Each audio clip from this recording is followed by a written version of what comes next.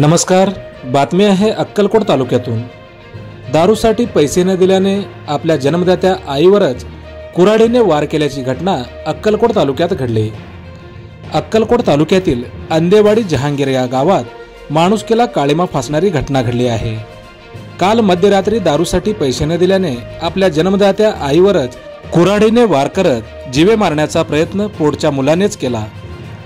धोंडाव्वा शिवानी गायकवाड वय 54 असे जखमी महिलेचे नाव आहे, तर दिलीप शिवानी गायकवाड असे नराधम मुलाचे नाव आहे.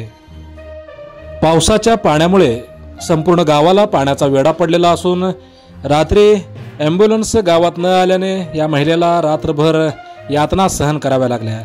सकाळी ॲम्ब्युलन्स गावाबाहेर थांबली. बैलगाडीतून या महिलेला ॲम्ब्युलन्सपर्यंत घेऊन जाण्यात आले.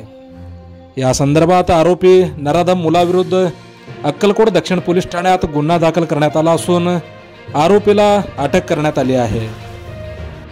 दारूसाठी पैसे न दिल्यामुळे जन्मदात्या आईवरच केले पोटच्या मुलाने कुऱ्हाडीने वार. अक्कलकोट दक्षिण पोलीस ठाण्यात नराधम आरोपी मुलाविरुद्ध गुन्हा दाखल. धोंडाव्वा शिवानी गायकवाड असे जखमी महिलेचे नाव असून दिलीप शिवानी गायकवाड असे आरोपी नराधम मुलाचे नाव आहे. ही घटना घडली आहे अक्कलकोट तालुक्यातील अंदेवाडी जहांगीर या गावात.